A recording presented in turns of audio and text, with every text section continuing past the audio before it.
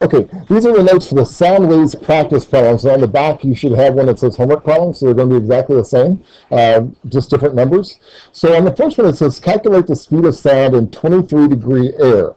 Well, as air gets colder, the molecules don't move as much. So therefore, sound will travel slower. So I'm going to try to figure this out here. And I'm going to start off with a formula that says velocity of the speed of sound.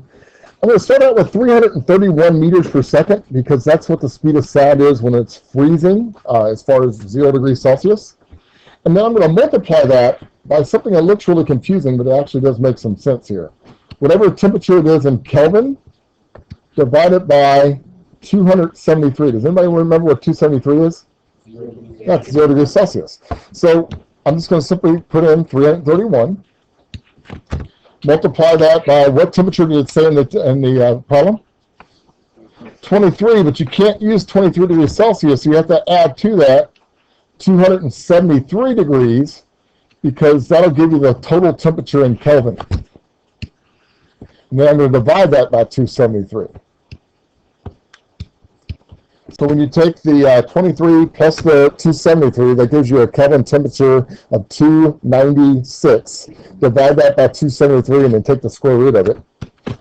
So on your lab yesterday, when we were discussing I think it was number 5 in the lab yesterday, I want you to change. It was not 88 degrees yesterday. It was actually about 73. So I want you to change that to 73 degrees Celsius on your lab yesterday. So that comes out to about 23 degrees Celsius. That's what temperature I want you to use for yesterday's lab. Okay? On number 5, yes. So once again, this second one here, I have a tuning fork that's a 440 hertz, this one here. I have another tuning fork that's 440. And you should be hearing a beat, or getting louder and softer every 1 second.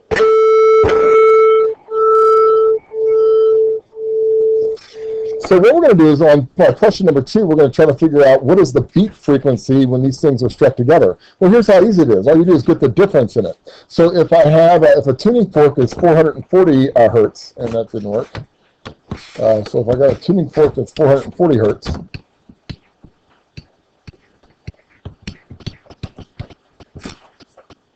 and I'm hearing 3 beats per second,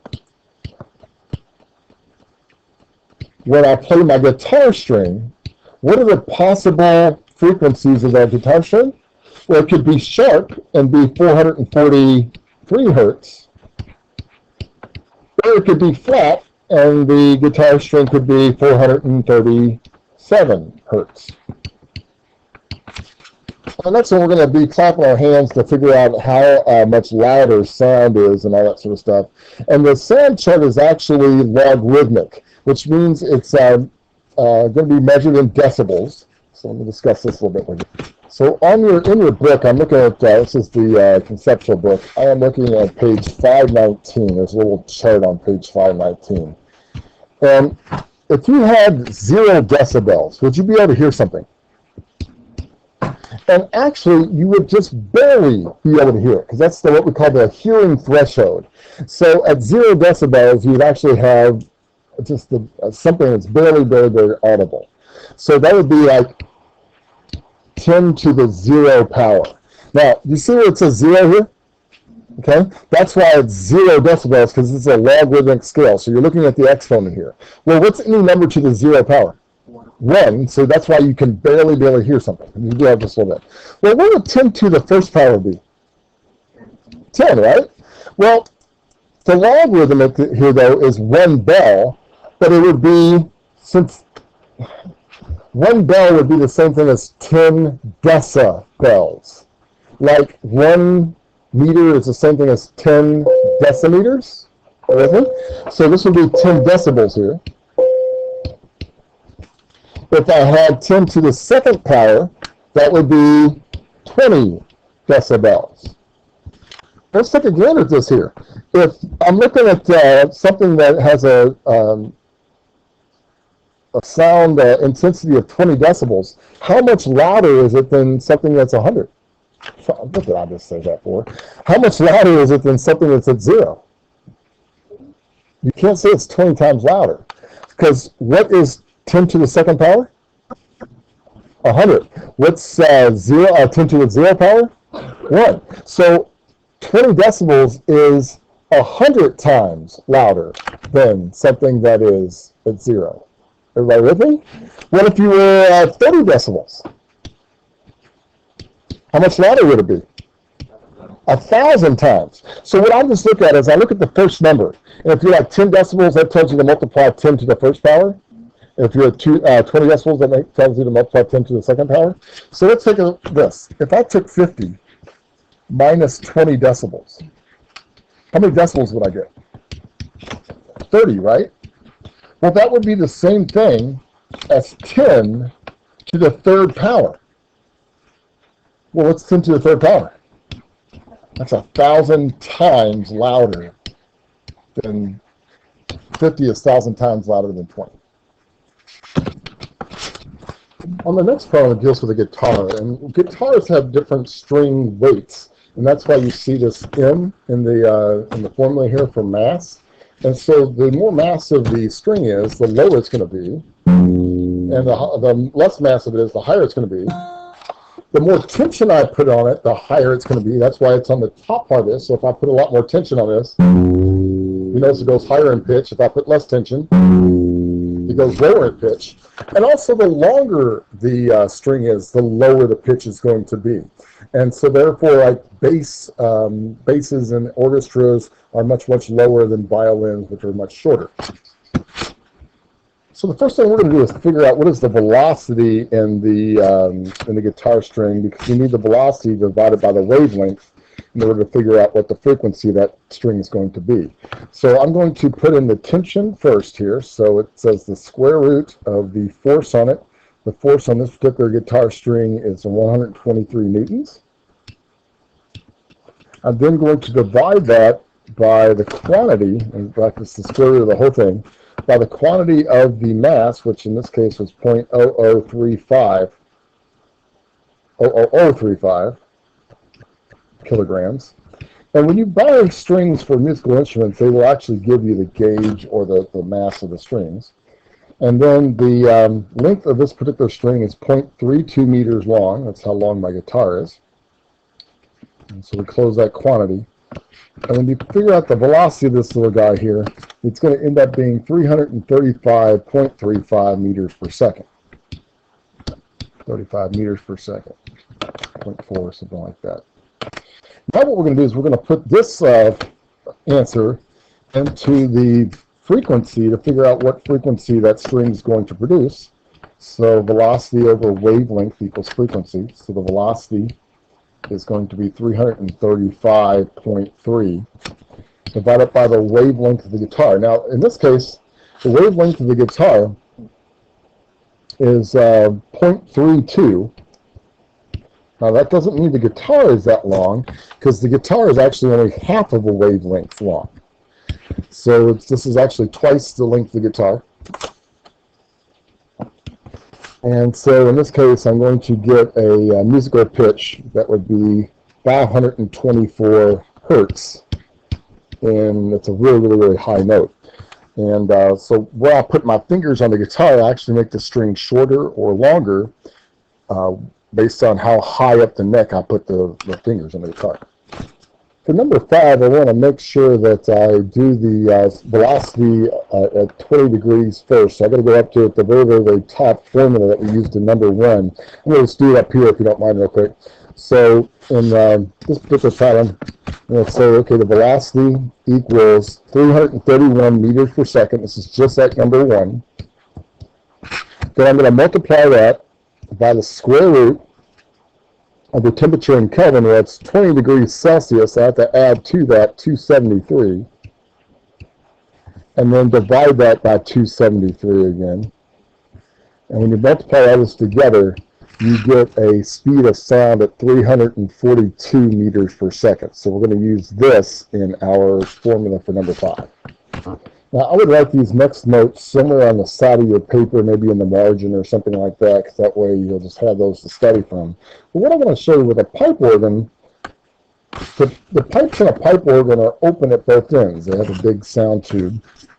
And so therefore, if I was going to create a wave in here, you're going to get an antinode wherever the pipe is open. So an antinode would come down here like this, and you'd also get a wave down here like this. So you get a node in the middle, and so you would hear sound. This is an antinode. You're going to hear sound at the end of the tube. Well, if you notice, this right here is a half of a wavelength because you have a trough here and a crest there. You would also, if this was this is an open-ended pipe, not only would you have one and a half wavelength, but you'd have one at 3/2 of a wavelength. Let me show you that. I just said 3/2 of a wavelength. I meant a full wavelength. So let me erase this on top of here. And so I'm going to put now, instead of a half wavelength, I'm just going to put in a full wavelength. And so if I started with a crest, it'd go down to a trough and the crest. Here I'm going to start at a crest, go up to a trough, go up to a crest, and down its trough. So here's a full wavelength. And so instead of 3/2, I'm going to put 2/2 here. So every half of a wavelength, I'm going to hear a musical note out of a pipe that's open at both ends. So here's an open end, here's an open end. Now watch what happens with a pipe that's closed on one end. With a closed pipe, you always have nodes over here. So therefore, the wave would start off like this, and it would bounce back like that. So this is a quarter of a wavelength here. You start in the middle and come down to a trough. Well, a crest to a trough is a half, so this must be a quarter. Now I'm going to show you, I'm going to suck tape and I'm going to draw a half a wavelength, and let me show you what you get. So this would be a half a wavelength here. So if you notice, the half wavelength ends at another node. If this is the open end of the pipe, then I would hear nothing here. So I cannot say that a half of a wavelength would produce any sound. So a closed-ended pipe is only going to produce sound at every other fourth. So let's try 3/4. Let me show you what you get 3/4. So let's follow what I did here. This is it starts in the middle, and I'm going to go up to the half part to the crest down here. So this will be a half a wavelength right here. Then I'm going to add another part, so this will be 3/4. So if you notice, at 3/4 of a wavelength, I can hear another sound. Wherever you get an antinode right here, you would get a sound. So now what I'm going to do is I'm going to show you what the formula is. First of all, let's do an open-ended pipe. With open-ended pipes, we got a node at every half a wavelength. So I'm going to say the frequency is going to be in, I'll talk about what that in means in a second, times the velocity of the wave divided by the wavelength. Now you got to remember that the wavelength is the same thing as twice the length of the pipe. Because once again, when I drew that pipe, the pipe was opened at both ends. Remember, the pipe looked like this, and it came down like this, it came down like this. Remember how that was a half of a wavelength? So I could, I'm sorry, half a wavelength, not the half length of the pipe, but half a wavelength. Well, if I want to know if this is the length of the pipe and equals half a wavelength, that means a wavelength is twice the length of a pipe. So now let's fill in some numbers here. On number one, it says, what would be the fundamental frequency? Well, the fundamental frequency you're going to hear is that very first wave. So I'm going to put in an N for the 1. So it's the first fundamental frequency. The speed of sound, we just calculated this block up here, which is 342. So I'm going to put in 342 there. And then I'm going to divide that by 2 times the length of the pipe, which was 26 centimeters, which you know you can't use centimeters, so it's going to be 0.26 meters. And so that ends up giving you, in this case, 657.5 hertz. I forgot what musical note that was. So that's for an open-ended pipe. Now it also says, well, what about the next 2 overtones? Well, you can get a frequency at not only half a wavelength, but 2/2 of a wavelength and 3/2 of a wavelength. So you actually hear more than one note in that pipe. So I'm going to use the same formula again, but this time instead of putting a 1 into the end, The next sound I'm going to hear is at the second wave. So again, put in my 342, divide it by 2 times 0.26. After you want to get down to it, we can just multiply the last answer by 2, right? So we can take 2 times 657. So this ends up being 1,314.9, I think, hertz. So you're also going to hear that musical note. You would also hear one at 3 times. So it could be 3 times 342 divided by 2 times the length of the pipe, which was 0.26.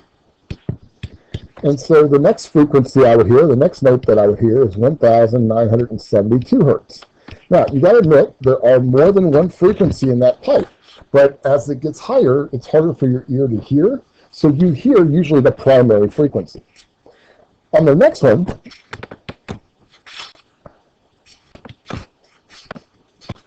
for closed-ended, the formula is a little bit different, because remember, we didn't hear it at every half of a wavelength. We heard it at every fourth. So I'm going to take N times B over the wavelength. But this time you've got to remember, if we hear it every fourth of a wavelength, I'm going to put in 4L. So the first frequency would be at 1/4 the length of the pipe times the velocity there. So let's just put in these answers. We're going to have 1 times 342. And the first frequency I hear is at 1/4 the wavelength, or 1/4 the length of the pipe, rather. 1/4 the length of the pipe. So the length of the pipe is 0.26.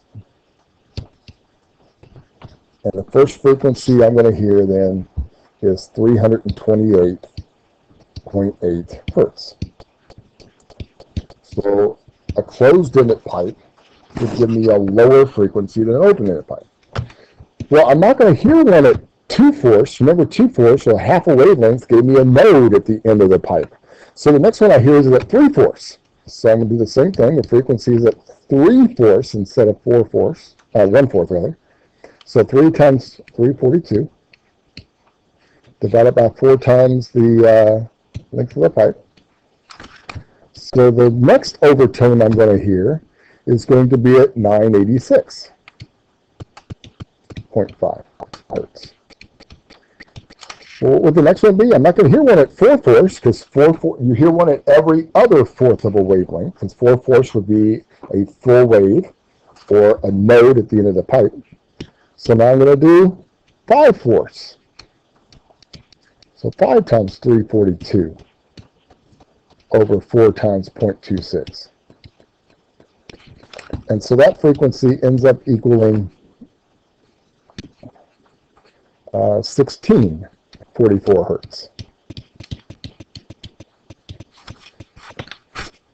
So in the next problem, the flute, this is the one where we actually made the pipe organ in class, and so we have to figure out how long would you make a flute, or how long would you make an organ pipe to make a certain musical note. Well, the middle note, or the musical note of middle C here has a fundamental frequency, and I have to give you that fundamental frequency. It ends up being 262 hertz. So 262 hertz is what we're shooting for here to get middle C. It says approximately how long should the distance be from the mouthpiece to the far end of the flute, and assume that the temperature is 20 degrees. So since a flute is open-ended, remember you're going to use this formula up here, the first one. The N over V over 2 times the length of the pipe. So to get the fundamental frequency here, I'm going to put in the fundamental frequency would be 1. Speed of sound is going to be 342 meters per second. 2 here. And I'm going to be figuring out what L is. Now, I forgot, and I'll put an F up here. The fundamental frequency is going to be that 262 that we just talked about. So I'm going to put 262 hertz here. 262 hertz. So when you solve for L is going to end up being the cross multiplication of that. So I'm going to take 342, divide it by 2 times 262, and so that ends up giving you a 0.65 meters. So if you had a flute that was about 0.65 meters long, it would play middle C as its primary note. So the last problem talks about, this is what occurs at our Christmas concert every year when the poor band and orchestra have to play with cold instruments. What happens to those instruments when it gets cold outside? Well, we have to figure out what the speed of sound is when it's only 10 degrees. So I'm going to take that 331 meters per second we used up in number 1, take it times the square root of the temperature in Kelvin, and that's going to be 10 degrees plus 273. Then divide that by 273 again. And so now my speed of sound at 10 degrees Celsius, speed of sound at 10 degrees Celsius is going to end up being 337 meters per second. That's quite a bit slower than what it was up here at 342. So let's figure out what happens to the frequency of my flute if I'm going to take MV over 2L. Let's give them the fundamental frequencies 1. The speed of sound is now 337. Bring down my 2. My length of my flute is 0.65 from the answer above here. And my frequency ends up equaling 259 hertz. Well, if middle C is 262, when my flute is cold, I'm actually 3 hertz flat. So that doesn't always sound good. So if one instrument starts warming up before the others, the whole orchestra can get out of tune.